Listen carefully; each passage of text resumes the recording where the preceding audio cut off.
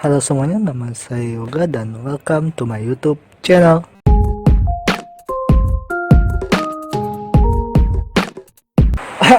Halo semuanya, gimana kabar kalian?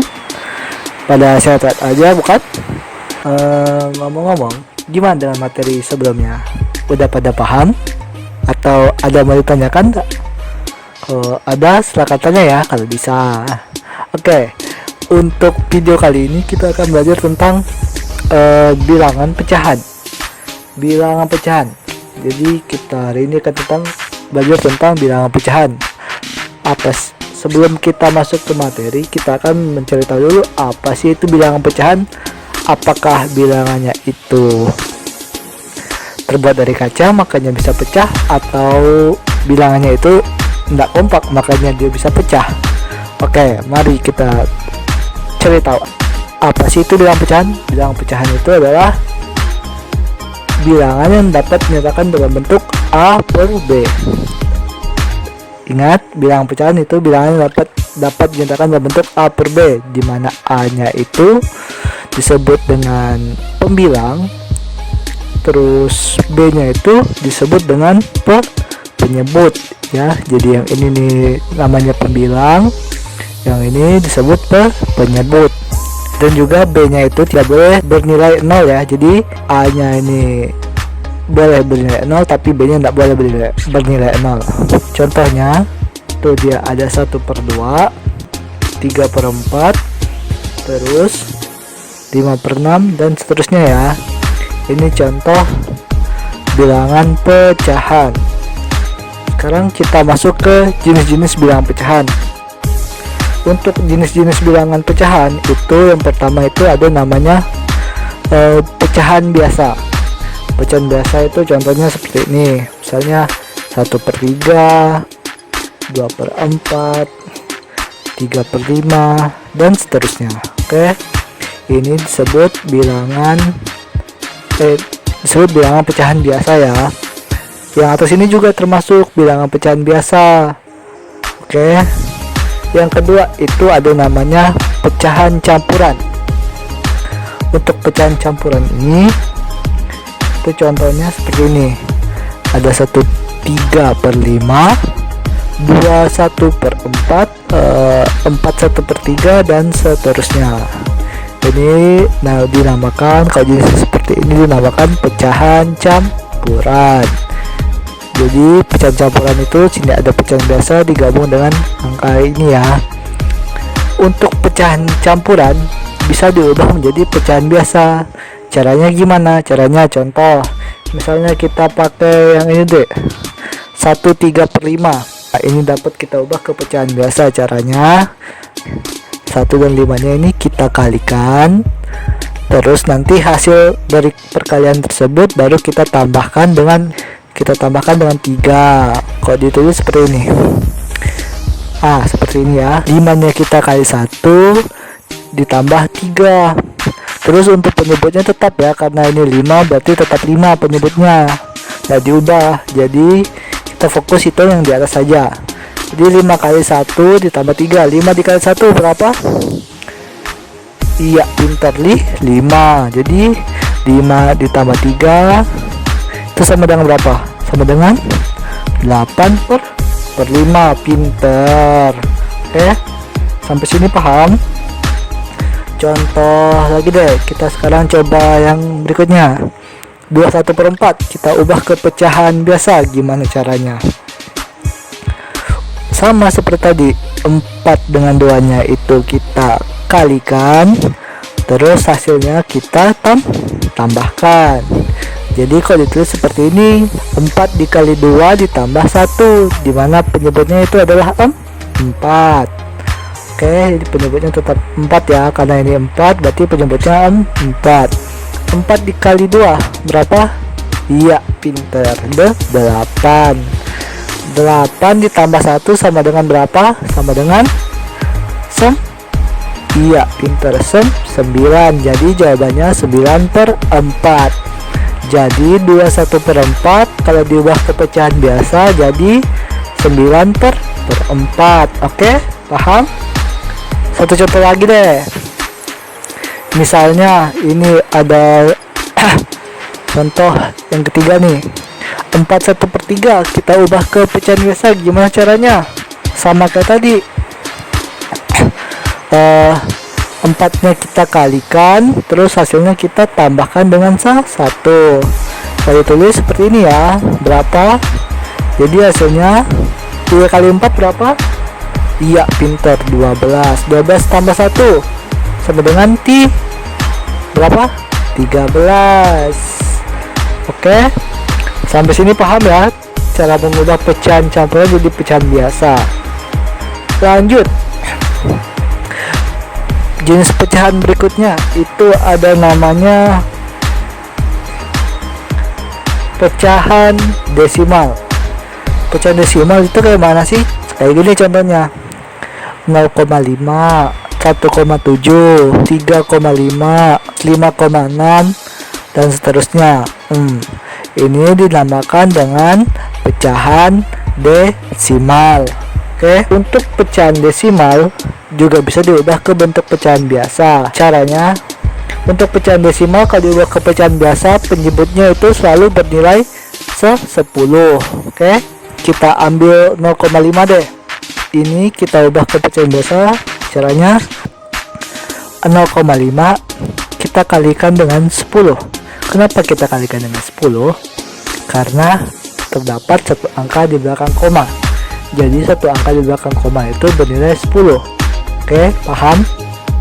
Kalau dua angka di belakang koma nilainya adalah 100 ya. Oke, sekarang kita kalikan 0,5 kita kalikan 10. Ingat tadi apa? Satu angka belakang koma bernilai 10. Maka 5-nya kita jadi pindahkan ke depan satu langkah. Jadi 0,5 dikalikan 10 itu menjadi 5,0. Jadi 5-nya maju ke depan koma ya. Jadi kalau ditulis menjadi 5, tinggal ditulis bentuk ke pecahan biasanya, jadi 5/10. Oke, paham atau masih bingung? Oke, contoh lain lagi. Sekarang 1,7 kita ubah ke pecahan biasa. Kita cari X nya lagi. 1,7 caranya gimana? Pintar, 1,7 kita kalikan 10. Nah, jadi 17,0. Jadi 1,7 dikali 10, 7 nya maju ke depan koma satu langkah, berarti jadi 17,0, atau kalau ditulis jadi 17. Kenapa jadi 17? Karena 0 belakang koma itu tidak perlu ditulis ya. Jadi kalau 17,0 atau 5,0 atau 3,0 dan seterusnya itu 0 di belakang koma, cuma 0 doang di belakang koma, itu nolnya tidak perlu ditulis ya. Jadi cukup 17 nya aja. Oke, lalu kita tinggal tulis deh, masukin deh ke bentuk pecahan biasa, jadi 17/10. Paham? Mulai paham? Oke, contoh lagi, 3,5 kita ubah ke pecahan biasa. Berapa? Iya, pintar, 3,5 kita kalikan dengan 10, berarti sama dengan berapa? Iya, pintar, 35,0. Di 3,5 dikali 10, 5 nya maju ke depan koma, jadi 35,0, atau kalau ditulis berapa? Pintar. Jadi kok pecahan biasanya bernilai, iya pintar, 35/10. Oke, paham ya? Satu contoh lagi deh biar makin paham. Nah, 5,6 pecahan biasanya berapa? Ya, kita kalikan 5,6 kita kalikan dengan 10, jadi sama dengan berapa? Iya, 56,0. 56,0 itu ditulis dengan jadi 56. Jadi pecahan biasanya berapa? 56/10. Oke, sampai sini paham ya. Jadi bentuk pecahan desimal yang koma ini kalau diubah ke pecahan biasa, penyebutnya selalu bernilai 10. Terus cara cari nilai X nya itu tinggal dikalikan dengan 10 aja. Jadi 0,5 misal dikalikan dengan 10, berarti 5 nya maju ke depan koma, 1,7. dengan 10, 7-nya maju ke depan koma. Angka yang belakang koma ini jadi maju ke depan koma ya. Oke, paham? Selanjutnya, setelah kita belajar tentang pecahan desimal, ada namanya juga pecahan per 100 atau persen biasa sebut. Oke, kalian pasti pernah dengar bilangan persen ya. Contohnya 5%, 18%, 25%, 80%, dan lain-lain. Oke, ini dinamakan dengan pecahan per 100 atau persen. Kenapa namanya pecahan per 100? Karena penyebutnya selalu bernilai 100. Oke, sama juga kayak pecahan desimal. Di bilangan persen ini kita dapat ubah ke bentuk pecahan biasa. Kalau ini lebih mudah, jadi 5% misalnya. 5% kita ubah ke bentuk pecahan biasa, jadi tinggal gini aja. Jadi tinggal 5 per 100, jadi tidak perlu cari X nya lagi. 5 per 100, oke. Atau terus kalau kita ubah ke pecahan desimal bisa juga. 5% bisa kita ubah ke pecahan desimal. Ingat, kalau pecahan desimal tadi itu ini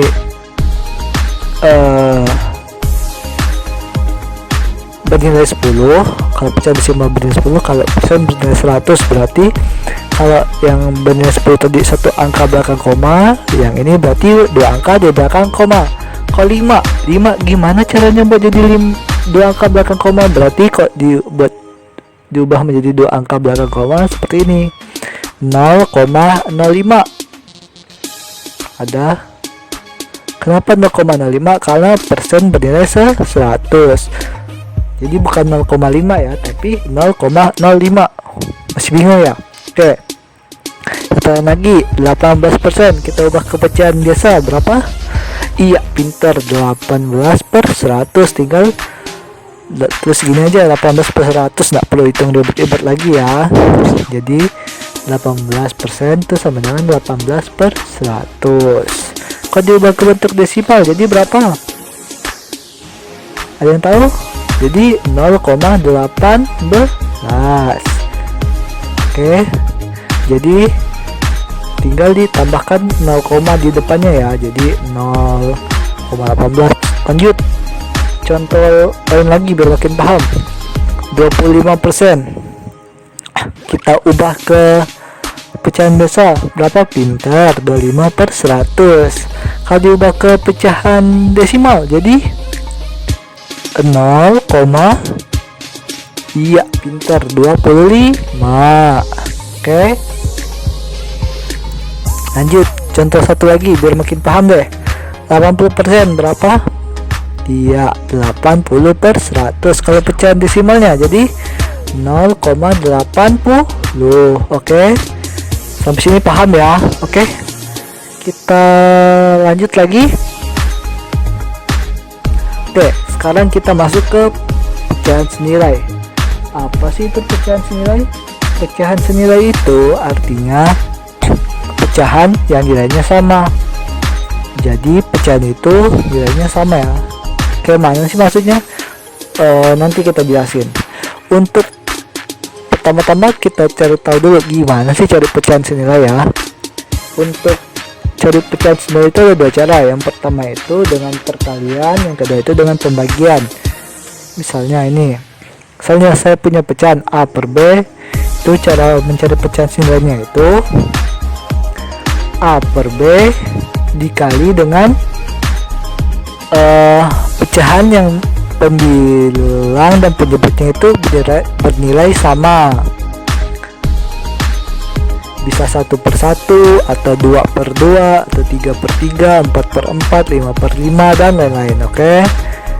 Atau selain dengan perkalian kita juga bisa pakai dengan pembagian. Jadi selain bisa dengan dikali dengan pecahan yang bernilai sama, ini juga bisa pakai dengan dibagi dengan pecahan yang bernilai sama juga. Kita kasih kotak dulu, oke, biar nggak lupa ya. Contoh deh, contoh misalnya 3 per 6, kita cari pecahan senilainya. Untuk 3 per 6 itu gimana caranya? Kita coba dengan perkalian dulu ya. 3/6 kita coba dengan 1 kali 1 per 1, berarti 3 kali 1 berapa? 3. 6 kali 1 6, jadi 3/6 lagi baliknya. Jadi tidak bisa ya, karena sama, jadi tidak terpakai. Oke, kita coba dengan 2/2. Jadi 3/6 kita kalikan dengan 2/2, jadi 3 kali 2 berapa? Pintar, 6. Jadi 6 kali 2 12, jadi 6/12. Oke, bisa. Lanjut lagi, kita cari lagi, coba kali 3. 3/6 kita kali 3 berapa? Pintar, jadi 9/18. Oke, jadi 3/6 itu senilai dengan 6/12 dan 9/18. Jadi ini namanya pecahan senilai, yang senilai dengan 3/6 itu adalah 6/12 dan 9/18. Oke, lanjut. Kalau tadi dengan perkalian, sekarang kita coba dengan pembagian.